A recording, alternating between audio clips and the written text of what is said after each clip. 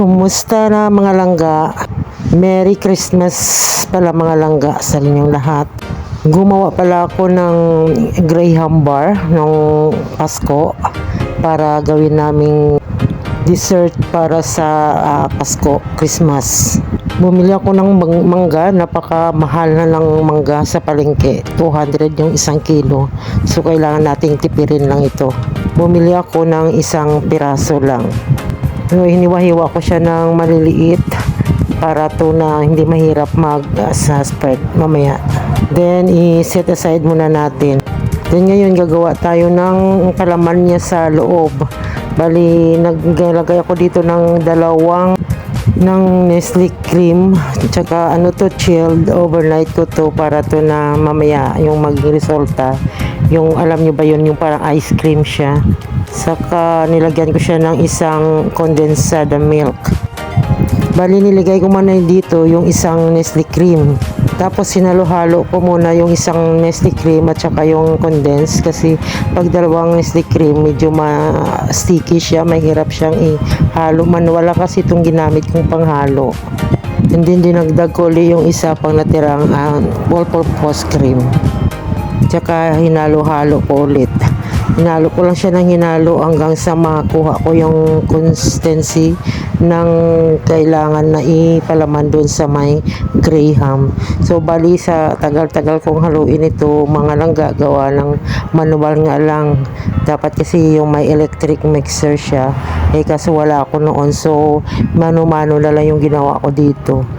Bali inabot ako dito ng mga 20 minutes yata sa kakahalo para lang makuha ko yung tamang consistency niya. Pero hindi ko talaga siya makuha dahil ang hirap nga ng mano-mano kasi dapat magtaas pa yung volume niyan para to na magiging maganda mamaya result niya, parang ice cream siya. So bali na ito, parang okay naman na to kasi nakakapagod na, nakangalay na yung aking kamay. So mag-start na tayo ngayon mag-layer ng Graham. Lagyan natin siya sa ibabang part, pang sahig niya. Tapos ang mga Graham, isinawsaw ko to sa may napanood ko nga pala to sa TikTok or sa Facebook na maganda ang isawsaw siya para malambot siya mamaya pag kinagat na. Yung iba sinasawsaw lang sa tubig, pero ako sinasawsaw ko na lang sa may milk para at least kahit pa paano may magandang lasa siya.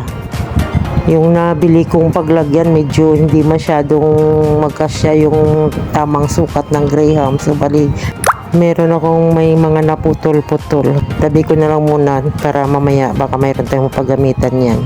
So ito na nga gagawin natin, paulit-ulit lang, lagyan natin ng layer. Tapos yung ibabaw lagyan natin ng yung tinimpla natin kaninang all-purpose cream at saka yung gatas. Sa pag nalagyan na natin lahat, so ang gagawin natin, ilagyan natin ulit ng mangga, yung maliliit na mangga na hiniwa-hiwa natin kanina. Ilaka-laka lang natin para medyo matipid-tipid kasi mamaya marami pa tayong paglagyan dahil napakamahal ng mangga ngayon. Konti-konti lang yung paglagay natin. Sa napanood kong video, mayroon silang ginawa din na Graham bar pero hindi sila naglagay ng mango kasi nga naman pang benta nila yun. Ako naman ito na pangkain namin to. Kaya naglagay na lang ako. Optional lang naman to kung gusto nyo. Kung ayaw nyo, okay lang din naman na wala. Pero pang benta, mas okay siguro yung walang mangga dahil napakamahal ng mangga ngayon. So magmahal na rin yung pangbenta mo. Medyo hindi naman na siya mabili. So dapat ay ano lang natin. Plain na lang natin. Paulit-ulit lang natin. Ulit-ulitin lang hanggang sa maubos natin yung mga tinimpla nating palaman at saka yung Graham. Bali, ginawa ko pala ito. Tinry ko lang gumawa na ganito. First time lang. Kasi balak ko sana na pag maganda maging resulta nito, o try ko na baka malay mo may magkagusto. So, magbebenta tayo nito. So, sa mga friends ko dyan, kung gusto rin yung mag-order ng ganito, sabihin nyo lang.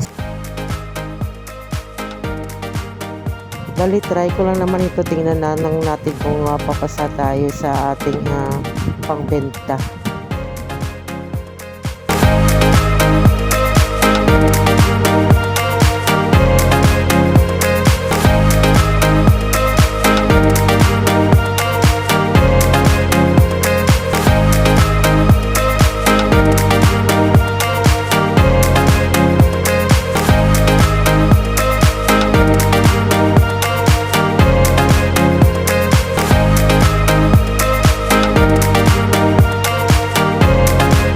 Naubos ang aking palaman pero may natitira pa akong mangga sa Graham. Nagdagdag ako dito ng kremasada para to na pareho lang naman yung timpla nun.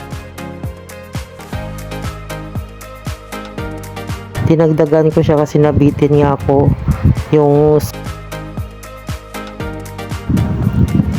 So bali ito na yun, naubos na yung aking mangga. Ito na yung bali last topping sa may mangga. So maglalagay na tayo ngayon ng sa pinakaibabaw na ng Graham at saka lagyan na lang natin ng mamaya ng toppings.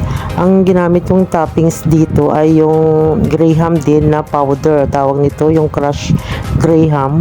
So nilagyan ko muna syempre siya ng gatas at saka yung all-purpose sa ibabaw para yung toppings natin mamaya dumikit. Then sagad na natin to, ubusin na natin to dahil ito na yung last.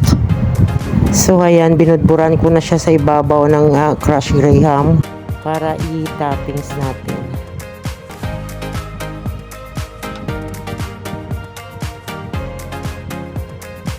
So bali ito na siya, tapos na siya, nalagyan ko na lahat ng mga butas-butas, sinakpan na natin siya. So pagkatapos nito, ilagay muna natin siya sa may freezer, takpan natin at saka lagay sa freezer.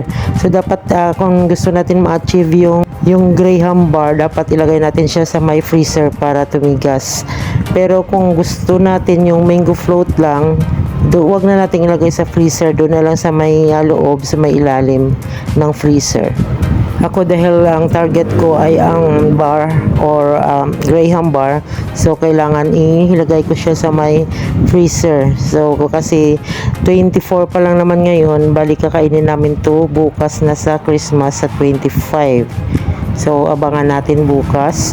So bali ito na siya ang aking ginawa. Hiniwa-hiwa ko siya at nilagay ko sa maliit na Tupperware para kung gusto namin kumain, isang Tupperware lang ang tanggalin namin sa ref. So bali ito na yan ang itsura niya. So success mga langga. So ito naging resulta, napakasarap at sarap talaga, para talaga siya ng Graham bar talaga siya. Yan, masarap, ikagat-kagatin mo yung, hindi naman siya masyadong matigas, sakto lang. Ayan, ang sarap. So pasado na. Kasunod gagawa ko nito, baka gusto nyong umorder, yes, message me para gawa tayo. Okay, bye bye, thank you for watching. Merry Christmas and a Happy New Year. Bye.